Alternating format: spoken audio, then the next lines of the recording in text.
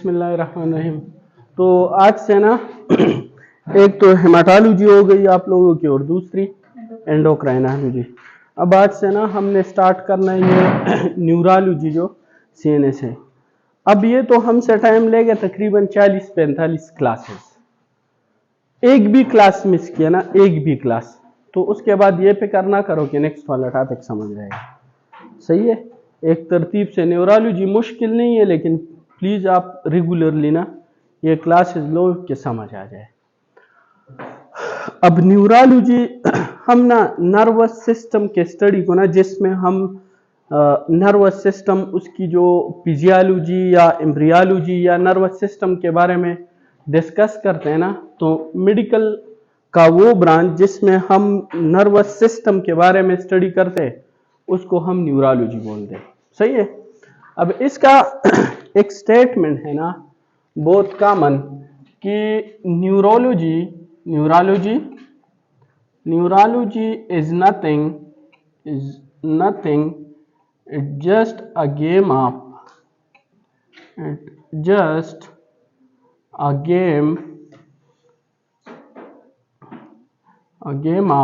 white and gray matter। बस इतना समझना है कि हमारे साथ ये व्हाइट मैटर क्या है और ग्रे मैटर क्या है। बस आप लोगों को फिर क्या है न्यूरोलॉजी समझ आ गई। बस इतनी सी बात है। अब हमारे साथ न्यूरोलॉजी में अगर आप कल चले जाओ और वहां पे हॉस्पिटल में काम कर रहे हो, सही है, और वहां पे आपका कोई जूनियर आ जाए और आपको बोल दे कि भाई ये न्यूरोलॉजी है क्या चीज, मीन कि इसमें हम आप सिंपल एक ही स्टेटमेंट में कैसे बता सकते हो कि आपका जूनियर आ जाए कि हमारे साथ न्यूरोलॉजी क्या चीज है। सही है। देखो, नर्वस सिस्टम वो सिस्टम है बॉडी में, सही है, जो हमारे साथ क्या करता है, एक एक्सटर्नल स्टिमुलस को पिक कर लेता है, सही है, उसको इंटरप्रेट करेगा, मीन रीड करेगा, और फिर उस स्टिमुलस के मुताबिक एक्सटर्नल एनवायरनमेंट को क्या रिस्पांस शो करेगा। मीन एक्सटर्नल स्टिमुलस को रिसीव करना, इसको फिर क्या इंटरप्रेट करना, और उसके मुताबिक क्या करना, रिस्पॉन्स करना। फॉर एग्जाम्पल इस तरह है कि हमारे साथ आप लोग गए थे ना छुट्टियों में।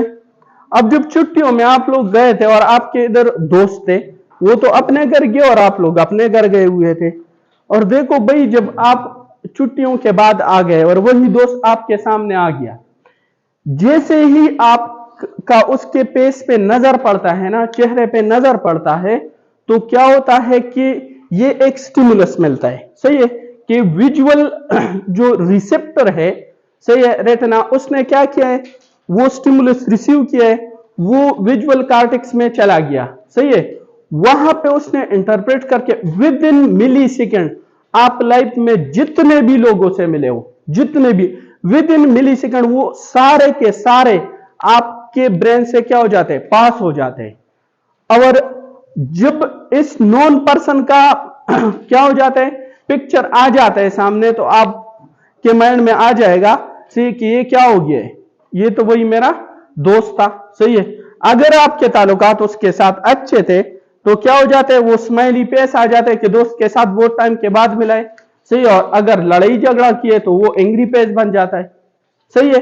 इसके बाद हमारे साथ फॉर एग्जाम्पल मैं हाथ रखूं इस पर और ये बहुत ज्यादा गर्म है ये table, within millisecond मेरे ब्रेन में मैसेज जाता है, सही है, वहां पे वो रीड होता है कि ये क्या है, ये टेबल आपके बॉडी को क्या कर रहा है, डैमेज कर रहा है, इंजरी काज कर रहा है। तो हम क्या करते हैं, हाथ को दोबारा ऊपर कर लेते हैं। ये है हमारे साथ। और दूसरा, इसका मेन काम हमारे साथ ब्लड प्रेशर को रेगुलेट करना। देखो, बीपी को दो सिस्टम रेगुलेट करते हैं, दो, एक हमारे साथ नर्वस सिस्टम जो सेंट्रल नर्वस सिस्टम है वो रेगुलेट करता है, और दूसरा एंडोक्राइन सिस्टम रेगुलेट करता है।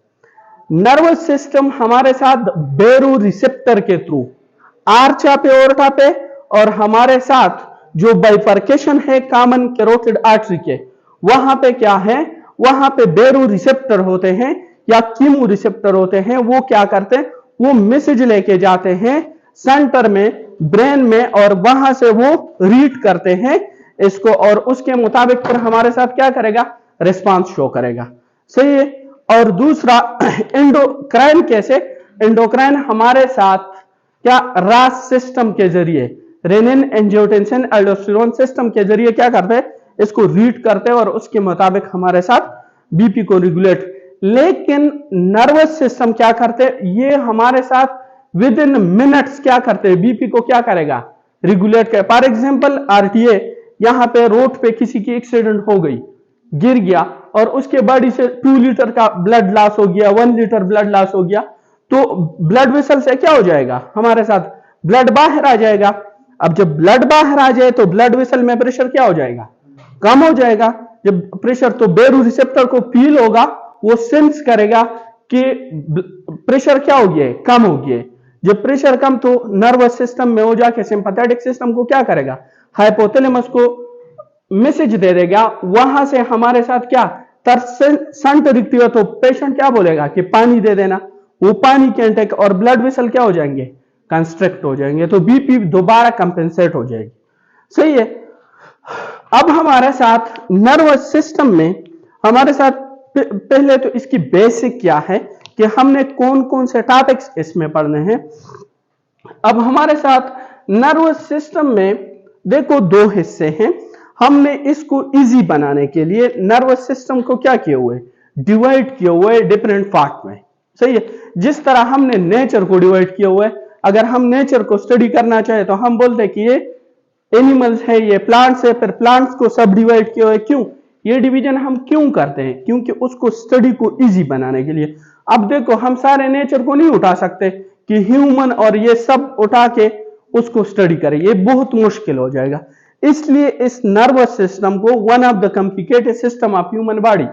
सही है। तो हम क्या कर रहे हैं, उसको सब डिवाइड किए हुए, डिवीजन किए हुए उसके डिफरेंट पार्ट्स के। अब नर्वस सिस्टम के वो पार्ट्स जो हमारे बॉडी के बिल्कुल सेंटर पे पड़े हुए, बिल्कुल सेंटर पे, उसको हमने नाम दिया हुआ है कि this is central nervous system, central nervous system. और हमारे साथ नर्वस सिस्टम के वो पार्ट्स जो बॉडी के पेरिफेरी, उसको हम पेरिफेरल नर्वस सिस्टम बोलते हैं। ये 2 सिस्टम है। अब भाई बात यह है कि ये पेरिफेरल सिस्टम क्या करेगा, पेरिफेरी से मैसेज लेके आएगा सेंटर में, सेंटर उसको रीड करेगा, उसको स्टडी करेगा, और फिर उसके मुताबिक क्या वही पेरिफेरल नर्वस सिस्टम के थ्रू क्या करेगा, रिस्पांस करेगा। सही है। उसके मुताबिक हमारे साथ बॉडी को क्या रिस्पांस मिलेगा। अब सेंट्रल नर्वस बॉडी सीएनएस के ऐसे कौन से पार्ट है जो सेंटर पे पड़े हुए।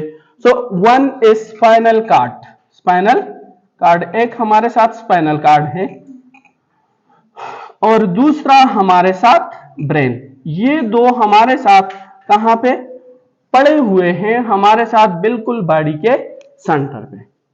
अब पेरिफेरल नर्वस सिस्टम हमारे साथ ब्रेन और स्पाइनल कार्ड को क्या कर रहा है, उसको कनेक्ट कर रहे हैं पेरिफेरी से। सही है, नर्व के थ्रू। सही है। तो पेरिफेरल नर्वस सिस्टम में हमारे साथ क्या आ रहे हैं, इसमें हमारे साथ एक स्पाइनल नर्व आ रहे हैं। तो spinal nerve are 31 pair, spinal nerve कितने हैं, 31 पेयर्स है उसकी। और एक हमारे साथ क्या है, क्रेनियल नर्व्स। क्रेनियल नर्व की हमारे साथ कितने पेयर्स है, that is cranial nerves are 12। Okay, उसके हमारे साथ 12 पेयर्स है।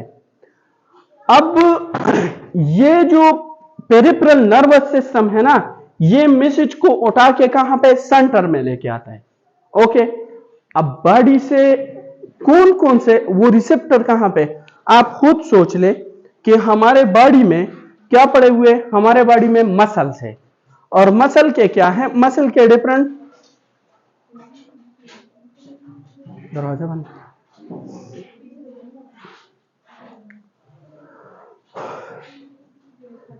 बॉडी पे आप खुद सोच लो ना, तो बॉडी के डिफरेंट मसल है। सही है, वहां पे रिसेप्टर लगे हुए हैं, और वो उसको क्या कर रहे हैं, वहां से मैसेज लेके आएगा। सही है। अब हमारे साथ इसमें ये पेरिफेरल नर्वस सिस्टम कहां से मैसेज लेके आएगा? एक हमारे साथ स्केलेटल मसल है, स्केलेटल मसल, उसको हमारे साथ क्या करेगा, रिस्पांस शो करेगा। और दूसरा हमारे साथ क्या है, कार्डियक मसल है और स्मूथ मसल है। अब कार्डियक मसल और स्मूथ मसल की जो भी एक्टिविटी होती है वो हमारे अपने बस में नहीं होता, वो अपने कंट्रोल में नहीं। फॉर एग्जांपल हार्ट रेट हम खुद कंट्रोल कर सकते हैं? नो। जीएटी की मोटिलिटी हम खुद कंट्रोल कर सकते हैं? नो। या हमारे साथ जो ग्लैंड्स है से उसको हम खुद कंट्रोल कर सकते हैं, उसके सिक्रीशन को? अलका खान दे महा खान दे गोरे महा खान दे महा हमारे साथ उसको क्या, उसको हम खुद नहीं कंट्रोल कर सकते, लेकिन स्केलेटल मसल है उसको हम खुद ही कंट्रोल करते हैं ना। हम हैंड को मूवमेंट दे रहे, लोअर लिम्ब को मूवमेंट दे रहे। अब वो एक्टिविटी जो हम खुद कंट्रोल कर सकते हैं मीन के स्केलेटल मसल की वजह से है, उसको हम वॉलंटरी मसल बोलते हैं, उसको हम वॉलंटरी मसल बोलते हैं। और पीएनएस का वो हिस्सा इन 31 पेयर में और 12 पेयर्स में वो नर्व जो हमारे साथ सीएनएस के साथ कनेक्ट कर रहे हैं स्केलेटल मसल को, वॉलंटरी एक्टिविटी को, उसको हम क्या नाम देते हैं? उसको हम सोमैटिक नर्वस सिस्टम बोलते हैं। उसको हम क्या बोलते हैं? Somatic nervous system, somatic nervous system. अब सोमैटिक नर्वस सिस्टम हमारे साथ, आप लोगों ने सुना होगा ना कि ब्रेकियल प्लेक्सस है, सही है, लंबो सेक्रल प्लेक्सस है, वो कहां पे? लोअर लिम्ब को अप्लाई। तो वो हमारे साथ क्या कर रहे हैं? नॉर्मल जो हमारे साथ वॉलंटरी सिस्टम है उसको कंट्रोल कर रहे हैं। अब पेरिफेरल नर्वस सिस्टम का वो हिस्सा जो हमारे साथ इनवॉलंटरी एक्टिविटी को या कार्डियक एक्टिविटी को या ग्लैंड्स को या हमारे साथ जीआईडी की मोटिलिटी को, जो स्मूथ मसल की एक्टिविटी है उसको कंट्रोल कर रहे हैं, उसको हम क्या बोलते हैं? उसको हम बोलते हैं ऑटोनोमिक नर्वस सिस्टम, या इसको हम विसरल सिस्टम भी बोलते हैं, इसको हम विसरल सिस्टम भी बोलते हैं। अब देखो हमारे साथ ये जो एक्टिविटीज होती है ना, जो इनवॉलंटरी एक्टिविटीज होती है, कुछ ऐसे एक्टिविटीज है जो हम रेस्ट कंडीशन में होते हैं ना, रेस्ट कंडीशन में वो एक्टिविटी क्या बॉडी में चल रहे होते हैं। और कुछ ऐसे एक्टिविटी है जो हमारे साथ बॉडी में जब हम इमरजेंसी कंडीशन में हो तो वो एक्टिविटी एक्टिव हो जाते हैं। फॉर एग्जांपल अब हम रेस्ट कंडीशन में हैं, सही है, तो हार्ट नॉर्मली फंक्शन करेगा, सही है, मसल की कोई मूवमेंट ही नहीं है कि उसको ब्लड सप्लाई चाहिए। बट अगर हम क्या कर रहे हैं, हम भाग रहे हैं, एक्सरसाइज कर रहे हैं, तो मसल क्या हो रहा है? वो काम कर रहे हैं। अब मसल को हमारे साथ क्या चाहिए? ब्लड चाहिए, उसको ऑक्सीजन चाहिए, ब्लड सप्लाई। तो अगर हार्ट चाहता है कि मसल को क्या करे, ब्लड सप्लाई इंक्रीज करे, सही, तो हार्ट रेट अप, तो हार्ट हमारे साथ क्या करेगा? हार्ट रेट को क्या करेगा? इंक्रीज करेगा, सही है। तो ऑटोनोमिक नर्वस सिस्टम का वो हिस्सा जो हमारे साथ रेस्टिंग एक्टिविटी को कंट्रोल कर रहे, रेस्टिंग इनवॉलंटरी एक्टिविटी को कंट्रोल कर रहे, that is known as parasympathetic nervous system. ये हम सिंपैथेटिक नर्वस सिस्टम, इसको हम फिजियोलॉजिकल लैंग्वेज में पैरासिम्पैथेटिक नर्वस सिस्टम बोलते हैं। और हमारे साथ ऑटोनोमिक नर्वस सिस्टम का वो हिस्सा जो इनवॉलंटरी एक्टिविटी को इमरजेंसी कंडीशन में कंट्रोल करते हैं उसको हम बोलते हैं sympathetic, sympathetic nervous system. Okay, ये फिजियोलॉजिकल लैंग्वेज में। अब इस पैरासिम्पैथेटिक नर्वस सिस्टम को हम एनाटॉमिकल लैंग्वेज में क्या नाम देते हैं? That is known as craniosacral nervous system, craniosacral nervous system. This is the MCQs of इनिली पार इनिली। ओके, क्रेनियोसैक्रल इसको क्यों बोलते हैं? क्योंकि इसमें हमारे साथ कुछ क्रेनियल नर्व्स इन्वॉल्व है और कुछ स्पाइनल नर्व। अब हमारे साथ cranial nerve 3, cranial nerve 7, cranial nerve 9 and cranial nerve 10। Okay, और स्पाइनल सेगमेंट से कौन से? That is S2, S3 and S4। तो आपको एमसीक्यूज में क्या आएगा कि all of the following are parasympathetic nervous nerves except, ये होगा, सही है। उसमें से आपने एक्सेप्ट कौन सा वाला नहीं, मे बी उसने कोई T1 या T2 इस तरह दिया हो, या क्रेनियल नर्व 7 की जगह 6 दिया हो, सही है। तो आपने उसको क्या करना है, उसको निकालना है कि ये वाला उसमें, या आपको बोलेगा कि which of the following is parasympathetic nervous, parasympathetic cranial nerve. तो इसी तरह क्वेश्चन आपको, और आप पिछले पेपर देख ले उसमें ये क्वेश्चन आए होंगे, सही है। इसके बाद इस वाले सिस्टम को, सिंपैथेटिक नर्वस सिस्टम को हम एनाटॉमिकल लैंग्वेज में थोरैकोलंबर सिस्टम भी बोलते हैं। क्या? थोरैकोलंबर। क्यों थोरैकोलंबर? क्योंकि ये हमारे साथ कहां से ओरिजिनेट हुआ है? ये हमारे साथ ओरिजिनेट हुआ है from T1 to up to L2। Okay, जो स्पाइनल सेगमेंट है, सही है, वो T1 से लेके L2 तक, सही है। फिर हमारे साथ इस पैरासिम्पैथेटिक नर्वस सिस्टम को हम फार्माकोलॉजिकल लैंग्वेज में कोलिनर्जिक सिस्टम भी बोलते हैं। कोलिनर्जिक सिस्टम इसको क्यों बोलते हैं? क्योंकि इसका जो न्यूरोट्रांसमीटर है दैट इज एसिटाइल कोलिन, और इस सिंपैथेटिक सिस्टम को हम फार्माकोलॉजिकल लैंग्वेज में एड्रीनर्जिक सिस्टम भी बोलते हैं। एड्रीनर्जिक इसको क्यों बोलते हैं? क्योंकि इसका जो न्यूरोट्रांसमीटर है that is norepinephrine. Okay, norepinephrine. इसको रेस्ट एंड डाइजेस्ट सिस्टम भी पैरासिम्पैथेटिक सिस्टम को बोलते हैं, और सिंपैथेटिक को हम emergency flight and fight system बोलते हैं। पैरासिम्पैथेटिक को रेस्ट एंड डाइजेस्ट और सिंपैथेटिक को फ्लाइट एंड फाइट। एक और पॉइंट, इस पैरासिम्पैथेटिक सिस्टम को हम सेलेक्टिव सिस्टम भी बोलते हैं, selective one, and this sympathetic one is non selective. Selective का मतलब क्या है, नॉन सेलेक्टिव का मतलब ही क्या है? देखो, पैरासिम्पैथेटिक हम क्या बोलते हैं कि ये क्या है, रेस्टिंग कंडीशन में है, रेस्टिंग कंडीशन में है, सही है। अब हमारे साथ पैरासिम्पैथेटिक नर्वस सिस्टम में अब हम ईटिंग कर रहे, खाना खा रहे, सही है, तो वो क्या है, उसके लिए किस चीज की जरूरत होती है? फॉर द फूड मेटाबॉलिज्म, सही है। सिंपल, हमारे साथ क्या चाहिए? हमारे साथ जीआईटी की सिक्रीशन चाहिए, जीआईटी की सिक्रीशन चाहिए। But defecation reflex is also under the parasympathetic nervous system. आपको ये तो नहीं कर सकता सिंपल अल्फाज में कि वो खाना भी खा रहा और वॉशरूम भी जा रहा है, ऐसा तो नहीं हो सकता ना। तो ये हमारे साथ क्या है, सेलेक्टिव है। जहां पे जरूरत होती है वहां पे हमारे साथ क्या है, ये चाहिए। और सिंपैथेटिक नर्वस सिस्टम हमारे साथ क्या होता है कि सारे बॉडी में एक्टिवेट होते हैं। जब एक सिंपैथेटिक एक्टिवेशन होती है ना तो सारे बॉडी में होता है, सही है। तो इसलिए हम सिंपैथेटिक को नॉन सेलेक्टिव भी बोलते हैं और पैरासिम्पैथेटिक को सेलेक्टिव सिस्टम भी बोला जाता है, सही है। अब आ जाते हैं ना स्पाइनल कार्ड पे। स्पाइनल कार्ड पे, तो स्पाइनल कार्ड हमारे साथ क्या होता है कि यहां पे, या पहले ब्रेन को, कि फिर हमारे साथ ब्रेन नहीं है, ब्रेन के हमारे साथ फिर डिफरेंट पार्ट्स हैं।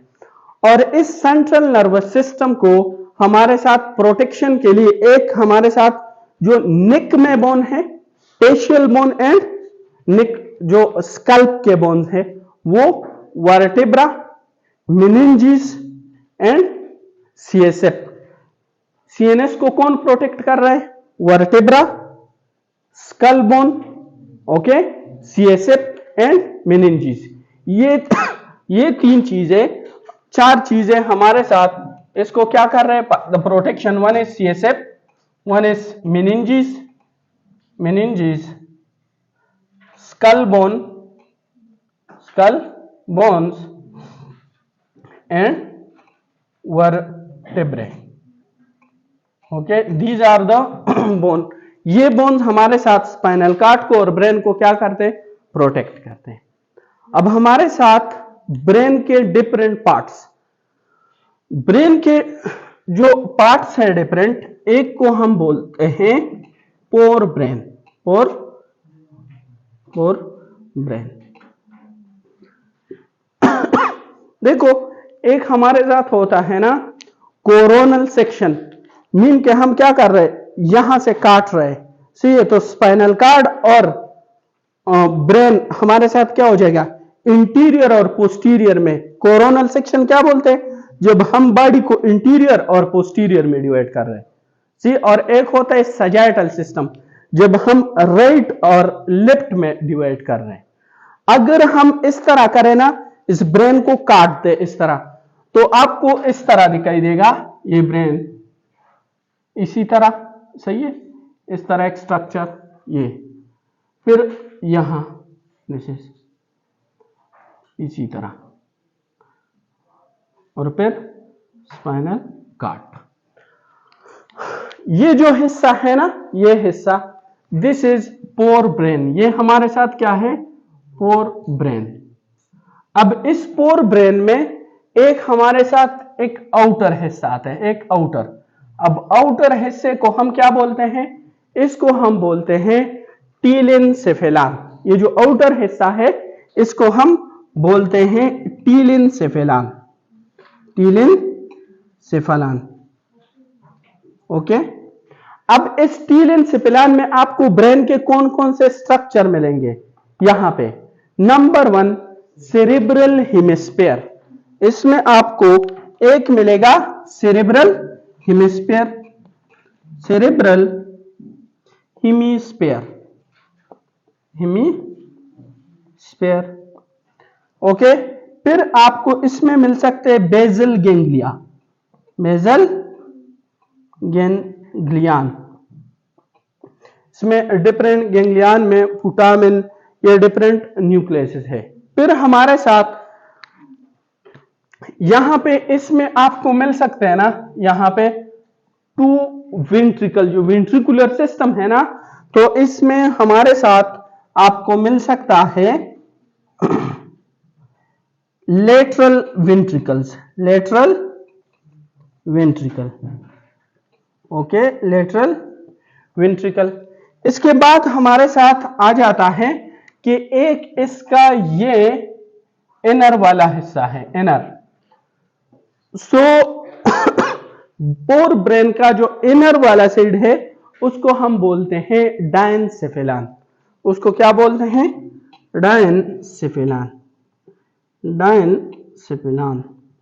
डायनसेफेलान में आपको क्या मिलता है, 1 इज थैलेमस, का नाम सुना है, थैलेमस।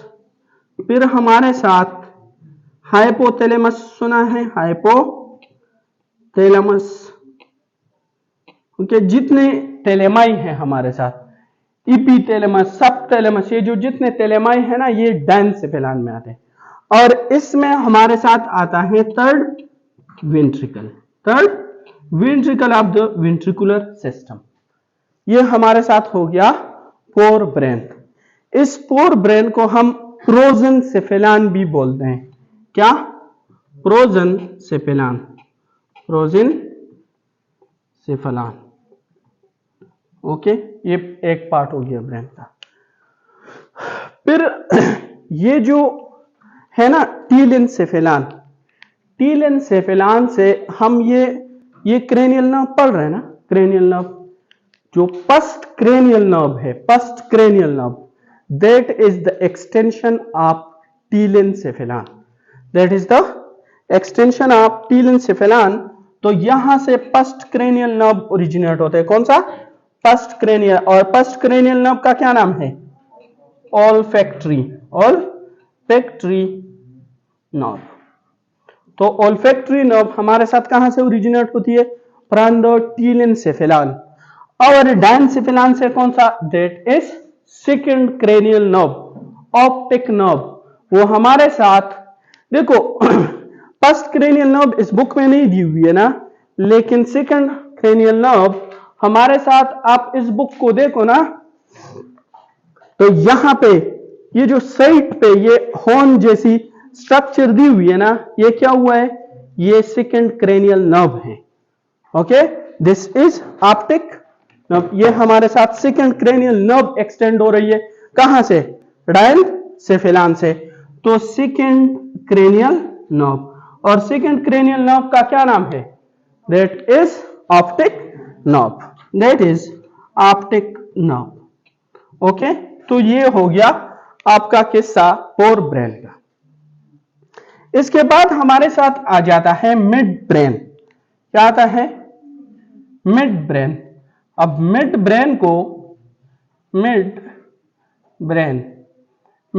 को हमारे साथ इसके अपने फंक्शन है, इसको हम मीसेंसेफेलॉन भी बोलते हैं, इसको हम मीसेंसेफेलॉन भी बोलते हैं। मीसेंसेफेलॉन इसमें हमारे साथ जो वेंट्रिकुलर सिस्टम है ना, वेंट्रिकुलर सिस्टम का जो सेरेब्रल इक्विडक्ट है, सेरेब्रल इक्विडक्ट वो होता है जो थर्ड वेंट्रिकल से सीएसएफ को उठा के फोर्थ वेंट्रिकल में लेके जाता है। तो सेरेब्रल इक्विडक्ट, ओके, सेरेब्रल इक्विडक्ट इसमें आ जाता है। और इससे हमारे साथ हम बोलते हैं कि mid brain, pons and medulla, इन तीनों से हमारे साथ जो बाकी क्रेनियल नर्व है ना, वो इनसे ओरिजिनेट हुआ है। तो उसमें से थर्ड क्रेनियल नर्व और फोर्थ क्रेनियल नर्व ये ओरिजिनेट हो चुके हैं। Third and fourth cranial nerve. Third cranial nerve अगर आप देखो ना, तो बिल्कुल जब हमारे साथ ये मिड ब्रेन है ना, इसके मीडियल एरिया से, बिल्कुल मिड से ओरिजिनेट हुआ है। ये जो मैं मिड बोल रहा हूं ना, मिड, इस बात का कोई इंपॉर्टेंट है, इसलिए मैं आपको बोलूं कि ये इसके बिल्कुल मीडियन, बिल्कुल दरमियान से निकला। क्योंकि हमारे साथ क्या है, अब हम आगे जाके हम कुछ सिंड्रोम पढ़ेंगे, that is median mid brain syndrome और पैरामीडियन मिड ब्रेन सिंड्रोम। उसमें सिर्फ 2 क्वेश्चन आपसे पूछेंगे। अगर आपके पेपर या तो बोलेगा कि आर्टरी कौन सी इन्वॉल्व है, या बोलेगा कि नर्व कौन सी इन्वॉल्व है। मीडियन मिड ब्रेन सिंड्रोम वो होता है ना, जब हमारे साथ मिड ब्रेन के बिल्कुल मीडियल, फॉर एग्जांपल ये नहीं, ये मिड ब्रेन है, this is median area and this is paramedian, सही है। तो ये जो मीडियन एरिया है ना, इससे क्या हो चुका है? थर्ड क्रेनियल नर्व, और उसको सप्लाई किसने की हुई है? मिड ब्रेन आर्टरी ने। Okay, median mid brain artery ने, ये ब्लड सप्लाई में। तो आर्टरी कौन सी है? Median mid brain artery. और जो हमारे साथ नर्व है, that is third cranial nerve, that is the syndrome. और आपको उससे क्वेश्चन आएगा, सिंपल। लेकिन ये इतना इजी नहीं है, इसके फीचर कौन से है वो बाद में पढ़ेंगे, सही है। तो इसमें और फोर्थ क्रेनियल नर्व यहां से, लेकिन फोर्थ क्रेनियल नर्व नहीं है भाई, वो पोस्टीरियर सरफेस से। तो आप लोगों से ये पेपर में कितनी दफा रिपीट हुआ है कि ऐसी कौन सी क्रेनियल नर्व है जो वो ब्रेन स्टेम के पोस्टीरियर सरफेस से क्या हो चुका है? ओरिजिनेट, और उसका जो ट्रेवल है वो पोस्टीरियर एरिया से आ रहा है, that is fourth cranial nerve, that is fourth cranial nerve, fourth cranial nerve, this is third cranial nerve. Okay, इसके बाद हमारे साथ आ रहा है दैट इज हैंड ब्रेन, और हैंड ब्रेन को हम एक नाम देते हैं, दैट इज नोन एज रोम्बेनसेफेलॉन। अब रोम्बेनसेफेलॉन में या हमारे साथ हैंड ब्रेन में हमारे साथ 3 पार्ट्स आते हैं, one is pons, second is medulla and third is cerebellum. अब इस को मजीद 2 पार्ट्स में डिवाइड करते हुए जो पोन्स है और सेरेब्लम है, सेरेब्लम, इसको हम बोलते हैं क्या? इसको हम बोलते हैं मीटेनसेफेलान, मीटेनसेफेलान, मीटेनसेफेलान। ओके, और पोन्स से हमारे साथ ये this is mid brain, fore brain, this is bone.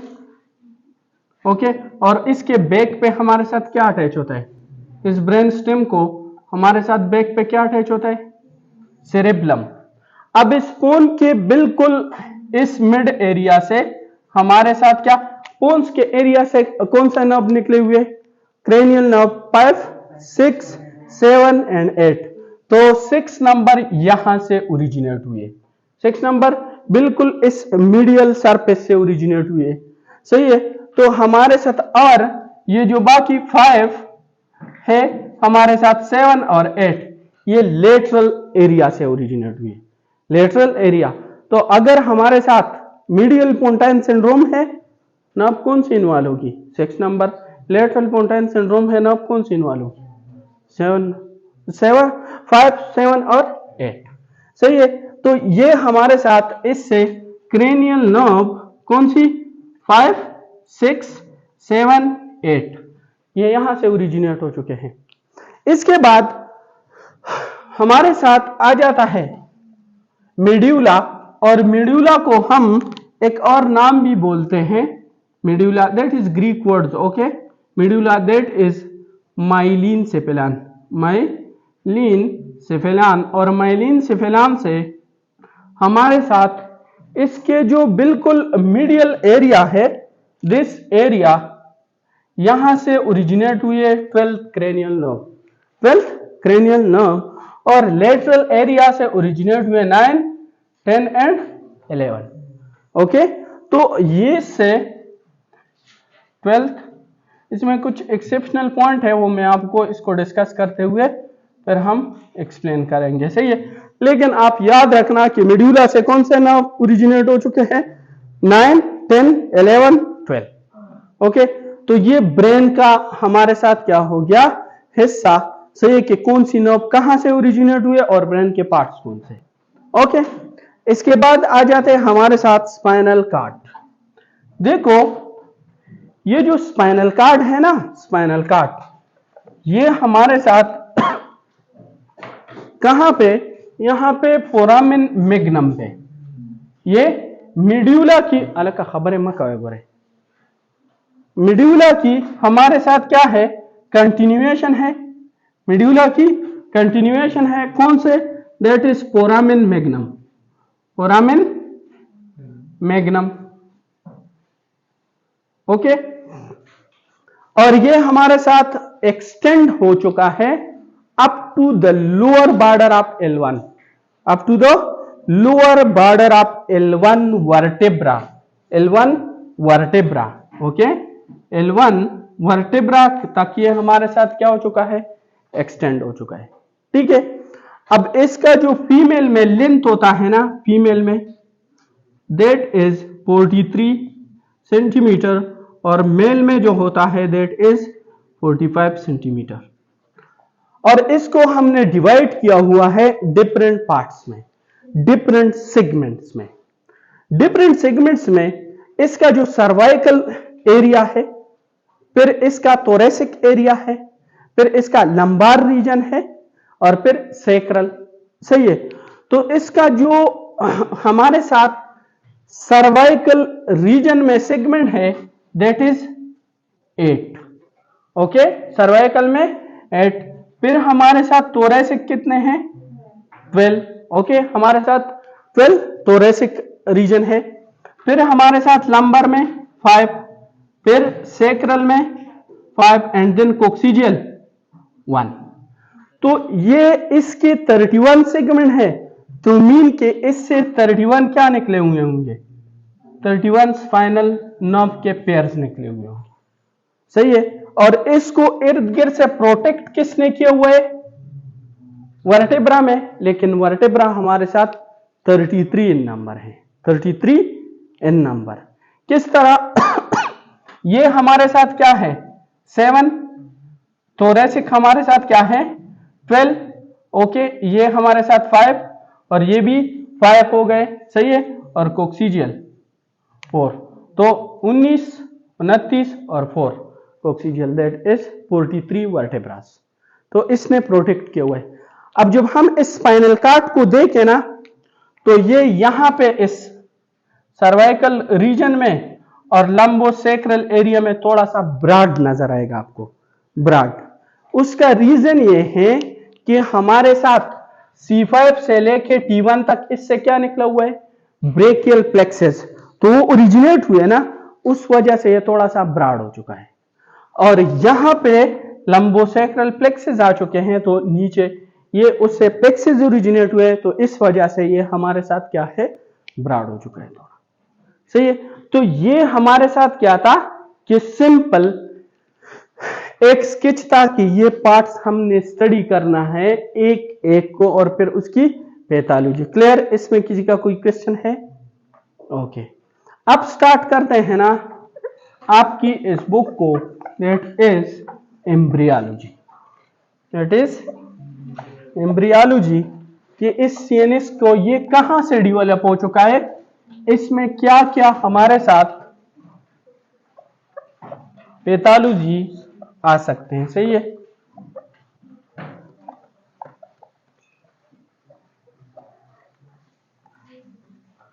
Okay, देखो हमारे साथ क्या होता है कि this is female reproductive tract.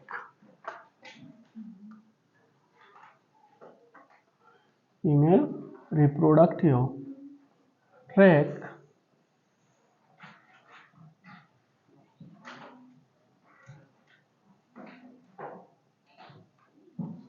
हमारे साथ यहां पे ओवरीज होते हैं। फीमेल रिप्रोडक्टिव ट्रैक में this part is known as fimbria. Fimbria ये हमारे साथ क्या करते हैं? मूवमेंट करता है, सही है। इसके बाद हमारे साथ क्या आता है? इसके बाद आ जाता है इनफंटिबुलम, इसके बाद आ जाता है एम्पुला, और इसके बाद आ जाता है इस्थमस। इस्थमस एक हमारे साथ थायराइड में भी होता है, बट पिम्ब्रिया, इनफंटिबुलम, एम्पुला और इस्थमस। इसके बाद this is fundus body of, and this is cervix of uterus and vaginal canal. This is ovaries. अब भाई ये होता है ना कि हर एक मंथली साइकिल में हमारे साथ क्या वूम रिलीज होगा, ओव्यूलेशन होगी। वो वूम हमारे साथ, ये पिम्ब्रिया नहीं है, ये कंटिन्यूअस मूवमेंट करता है, और वो इसको क्या करेगा? कैच करेगा, यहां पे वूम आएगा, यहां पे फिर हमारे साथ सीलिया होते हैं, सीलिया, और ये सीलिया उसको क्या करेगा? पुश करेगा और इस एम्पुला तक लेके आएगा, ampulla part of fallopian tube तक, और यहां पे हमारे साथ स्पर्म जाके इसको क्या करेगा? फर्टिलाइज। तो एक तो ये क्वेश्चन है कि हमारे साथ जो फर्टिलाइजेशन की मेन साइट है वो कौन सी है? That is ampulla of fallopian tube. Ampulla of the fallopian tube is the primary site for the fertilization, सही है। और एक बात ये है, बाज कंडीशन होते हैं ना जिसमें ये सीलिया खराब होती है। भाई जब ये सीलिया खराब हो जाए तो फिर हमारे साथ क्या हो जाएगा? ये ऊम आ सकता है, that female will be unfertile, infertile, सही है। और that syndrome is known as Kartagener's syndrome.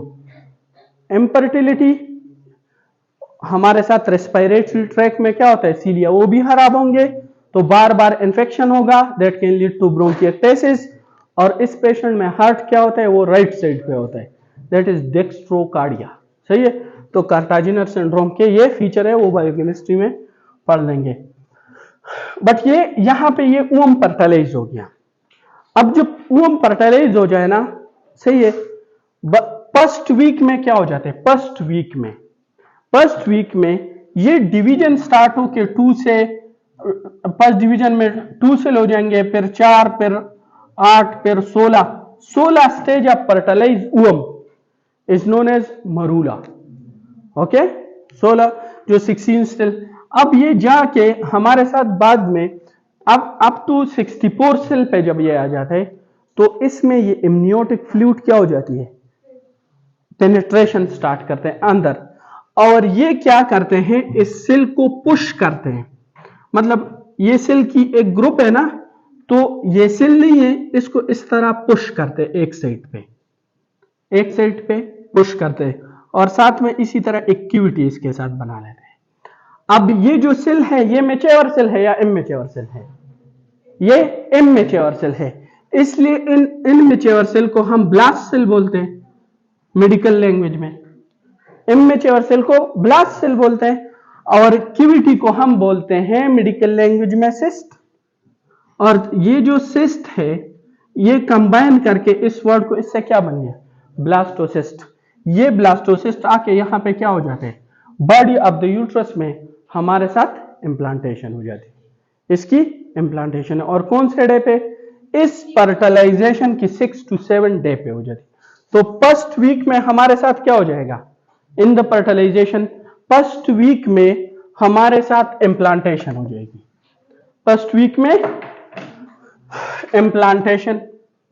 अब जब इम्प्लांटेशन हो गई, इम्प्लांटेशन, अगर ये ब्लास्टोसिस्ट यहां पे इम्प्लांट नहीं हुआ ना, किसी और जगह पे जाके इम्प्लांट हो गया, that is ectopic pregnancy, that is ectopic pregnancy. और एमसीक्यूज आप लोगों से ये पूछते हैं कि what is the most common site for ectopic pregnancy, that is fallopian tube यहां पे, and what is the least common site for the ectopic, that is ovary में सबसे ज्यादा कम होता है चांसेस एक्टोपिक प्रेगनेंसी का, और पोलिपियन ट्यूब में मोस्ट कॉमन साइट है for the ectopic pregnancy.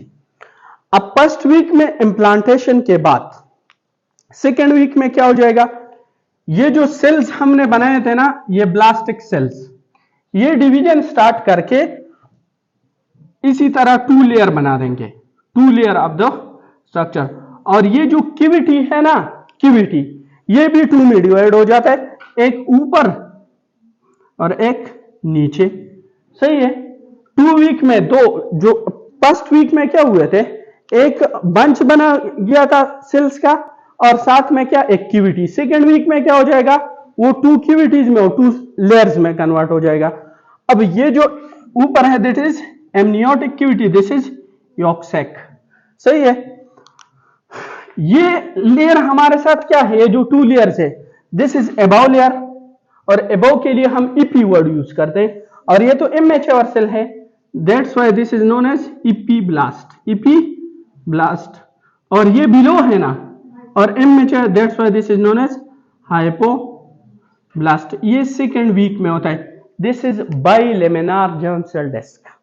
Okay, अब आ जाते हैं थर्ड वीक पे। ये जो लेयर है ना, ये बना लेते हैं 3 लेयर्स। ओके, एक एक्टोडर्म, एक मीजोडर्म, और एक हमारे साथ एंडोडर्म। ये थर्ड वीक में 3 लेयर्स बनाते हैं। The conversion of bilaminar germ cell disc into trilaminar germ cell disc is known as gastrulation. इसको हम क्या बोलते हैं, दिस इज गैस्ट्रुलेशन इसको बोलते हैं। सही है। अब दिस इज एक्टोडर्म, ये क्या है, ectoderm, mid one is mesoderm, and this is endoderm. अब होता क्या है भाई, कि हमारे साथ इस मीजोडर्म के बिल्कुल मिड में, दरमियान में सेल क्या हो जाते हैं, ये ज्यादा डिवीजन करके ना कंपैक्टली इस तरह एक दूसरे के साथ क्या हो जाते हैं, अटैच, इसी तरह अटैच होते हैं और एक रॉड शेप स्ट्रक्चर बना देते हैं, रॉड। सही है। रॉड और नोटो या कार्ड ये सेम चीज है। और ट्यूब, अगर रॉड या कार्ड के दरमियान इस तरह ल्यूमन बन जाए ना, फिर इसको हम क्या बोलते हैं, उसको ट्यूब बोलते हैं। सही है। अब ये एक रॉड शेप स्ट्रक्चर है, सेल कंपैक्टली एक दूसरे के साथ क्या है, अटैच है, इसलिए इसको हम बोलते हैं notochord, notochord.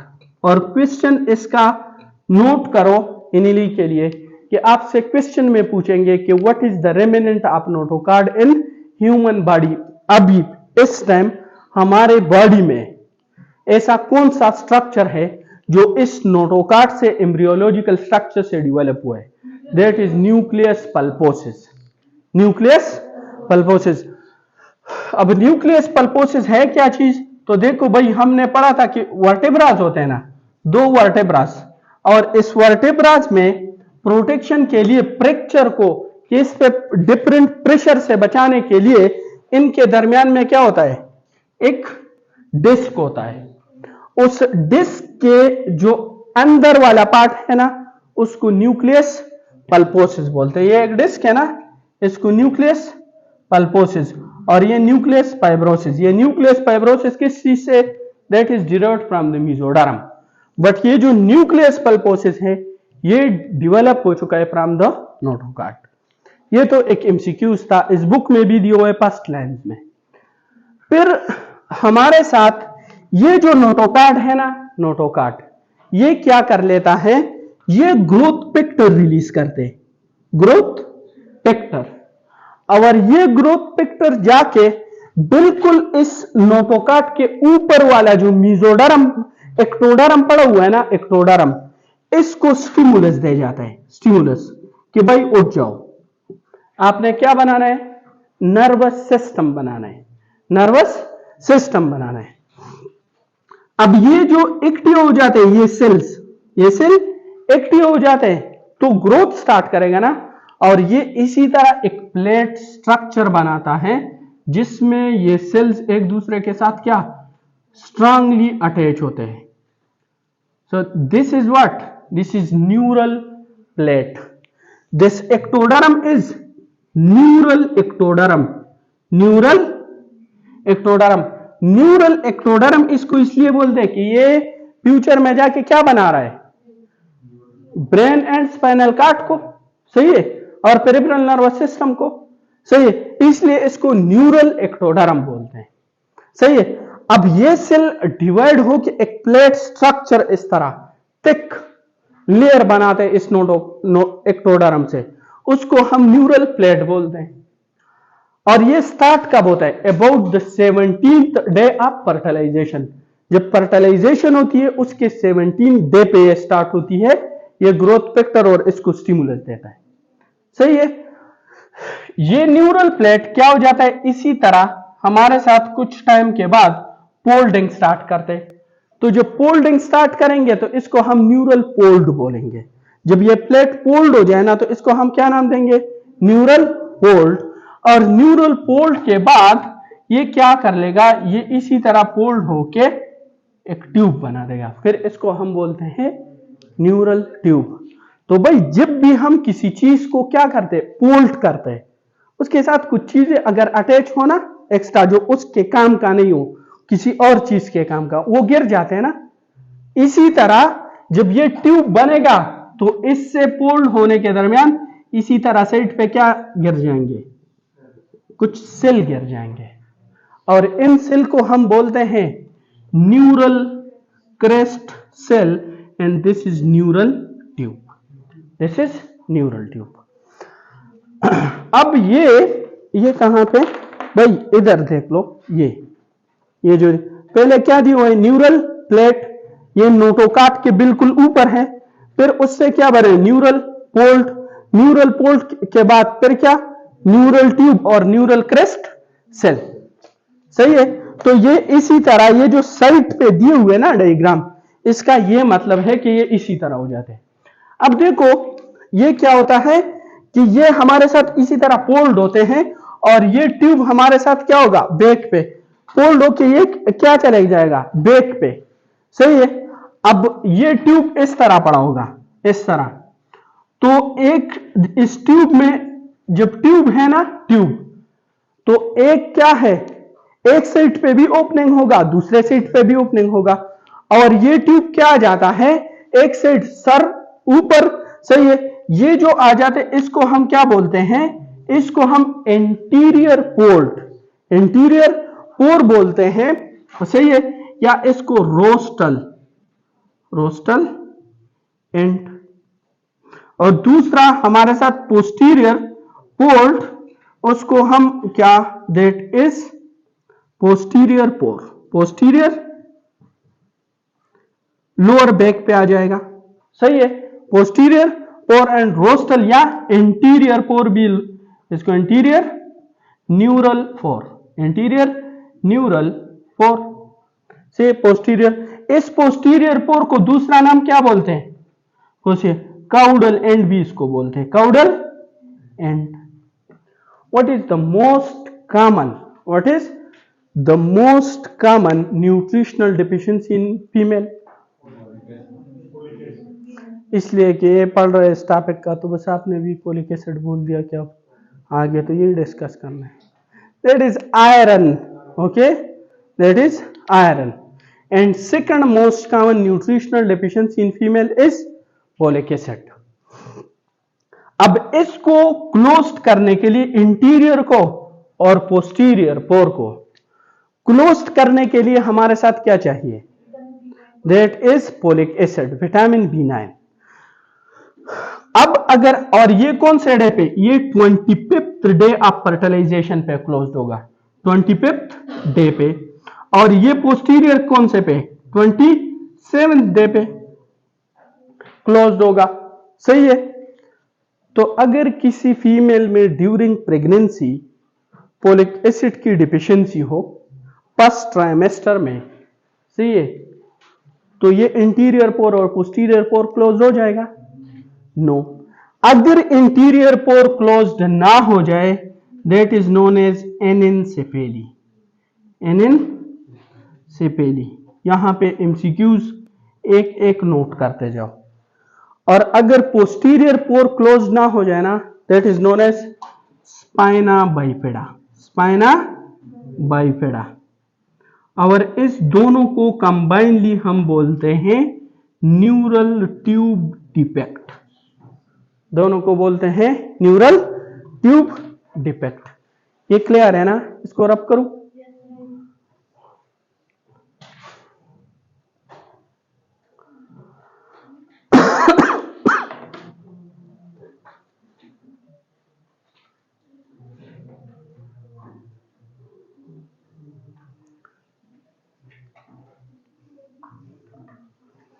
That is okay.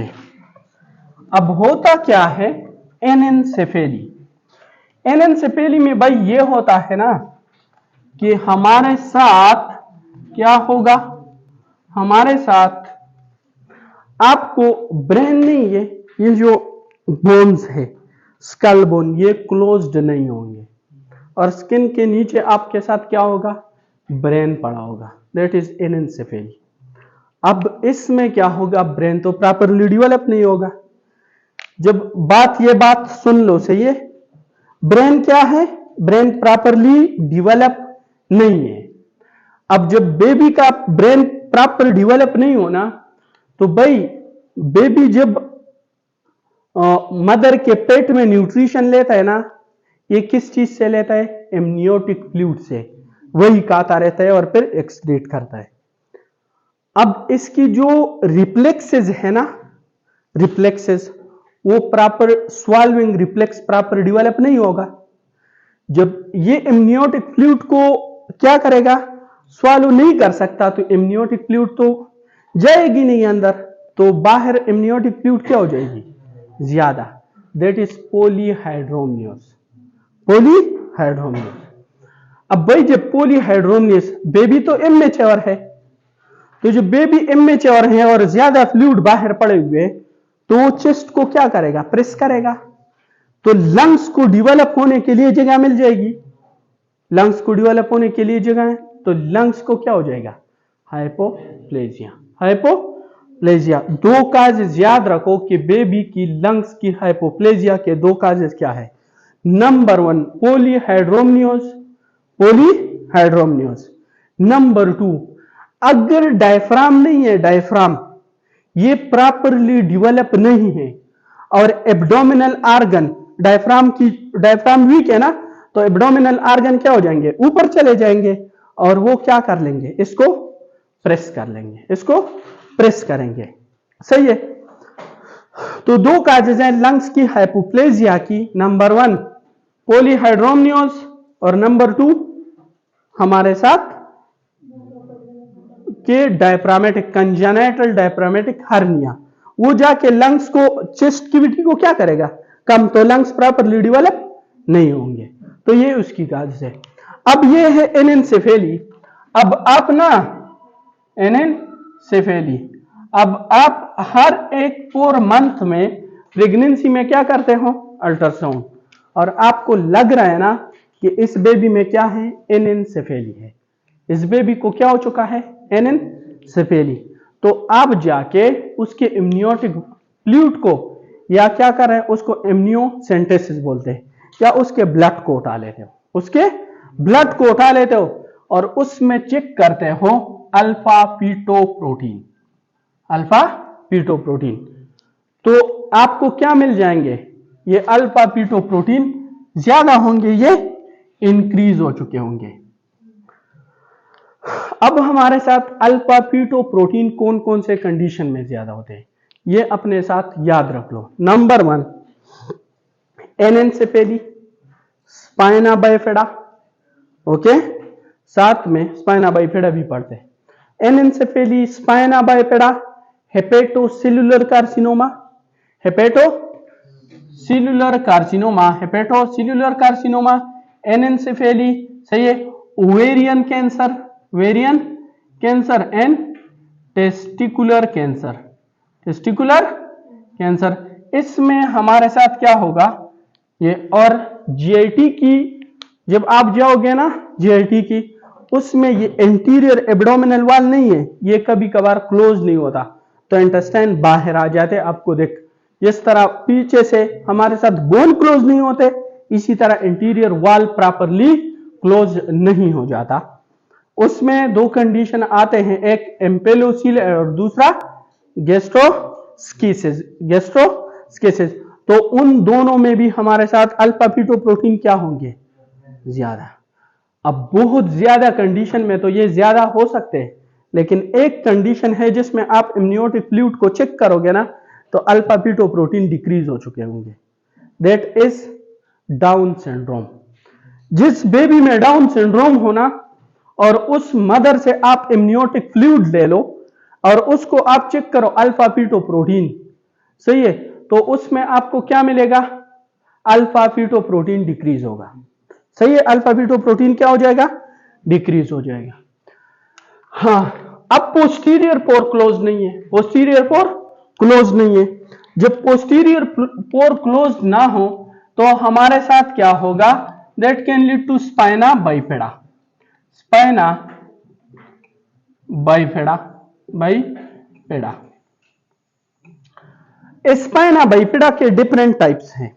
Number 1, इसमें एक है ना स्पाइना बाइफिडा अकल्टा। देखो कुछ इस तरह होते हैं ना कि ये हमारे साथ क्या है, कोई चीज वफादार नहीं है, इधर दरमियान में ही छोड़ जाते हैं सब। यहां पे ये ब्रेन है, यहां पे mid brain, medulla, spinal cord, सही है। अब होता क्या है कि इसके इर्द गिर्द एक मेनिंजिस है, मेनिंजिस के बाद क्या होता है, स्पाइनल कार्ड, मेनिंजिस, सही है, और वर्टेब्रा, सिंपल, और ऊपर से स्किन होते हैं। अब ये है ना, अगर ऐसा स्पाइना बाइफिडा का वो टाइप्स जिसमें हमारे साथ क्या है, ये बोन क्लोज नहीं है, वर्टेब्रे क्लोज नहीं है, ये ओपन है, सही है। और यहां पे आपको क्या मिल जाए, ये इस तरह बल्ज हो चुकी होगी और उसके ऊपर क्या है, हेयर। इसको हम बोलते हैं स्पाइना बाइफिडा अकल्टा। और इसमें क्या है, मेनिंजेस और स्पाइनल कार्ड अपने ही जगह पे है, अपने ही जगह पे है। This is spina bifida occulta. तो एक हो गया स्पाइना बाइफिडा अकल्टा, और दूसरा है हमारे साथ कि ये जो स्पाइनल कार्ड है ना, ये भी ओपन है वर्टेब्रे, और ये स्पाइनल कार्ड क्या हो चुका है, मेनिंजेस, सॉरी मेनिंजेस इसमें बल्ज आउट हो चुके हैं। इसको हम बोलते हैं मेनिंगोसील। इसको क्या बोलते हैं, मेनिंगोसील। दूसरा हमारे साथ इसका टाइप है मेनिंगोसील, ओके। और तीसरा टाइप ये है कि हमारे साथ क्या हो चुका है, ये वर्टेब्रे ओपन है, मेनिंजेस भी बाहर आ चुके हैं, और साथ में ये स्पाइनल कार्ड भी बाहर की तरफ क्या हो चुका है, हर्निएट हो चुका है। स्पाइनल कार्ड भी बाहर हर्निएट हो चुका है। इसको हम बोलते हैं मेनिंगोमाइलोसील। मेनिंगोमाइलोसील। और एक कंडीशन इसमें है कि ये स्किन भी नहीं है, वर्टेब्रा भी नहीं है, और आपको बाहर से क्या दिखेगा कि ये स्पाइनल कार्ड और मेनिंजेस पड़े हुए हैं। इसको हम स्पेसिफिक नाम देते हैं, दैट इज माइलोस्किसिस। माइलोस्किसिस। तो माइलोस्किसिस में क्या होगा, मेनिंजेस, स्पाइनल कार्ड, ये बिल्कुल आपको नजर आएगा, सही है। और बाज बुक्स में आप देखोगे ना कि एनेन्सेफेली सिस्टिका, स्पाइना बाइफिडा सिस्टिका, ये टिश्यू बाहर आ चुके होंगे ना, और उसके इर्द गिर्द इस तरह एक कैविटी सी बनी होगी, बस उसको स्पाइना बाइफिडा सिस्टिका या एनेन्सेफेली सिस्टिका बोलते हैं, सही है। तो अब क्वेश्चन इसमें क्या है, एनेन्सेफेली हो या जितने भी स्पाइना न्यूरल ट्यूब डिफेक्ट है, सब के सब में अल्फा फीटोप्रोटीन क्या होगा, ज्यादा, एक्सेप्ट ये जो स्पाइना बाइफिडा अकल्टा है ना, इसमें हमारे साथ डिक्रीज होगा। लेकिन साथ में हम इसके लिए चेक क्या करेंगे, एसिटाइल कोलिनेस्ट्रेज। जब आप एसिटाइल कोलिनेस्ट्रेज इस बच्चे के सॉरी मदर के ब्लड में, वो क्या हो चुका होगा, एमनियोटिक फ्लूइड में डिक्रीज हो चुका होगा, ओके। तो ये हमारे साथ न्यूरल ट्यूब डिफेक्ट है, सही है। और उसकी क्या है हमारे साथ, इसकी पैथोलॉजी जो एम्ब्रियोलॉजी है। स्पाइनल कार्ड रह गया, स्पाइनल कार्ड वो कल उसका डिस्कशन करेंगे, सही है, उस पे थोड़ा, और बाकी पॉइंट्स अभी लेट होगी। Okay, thank you.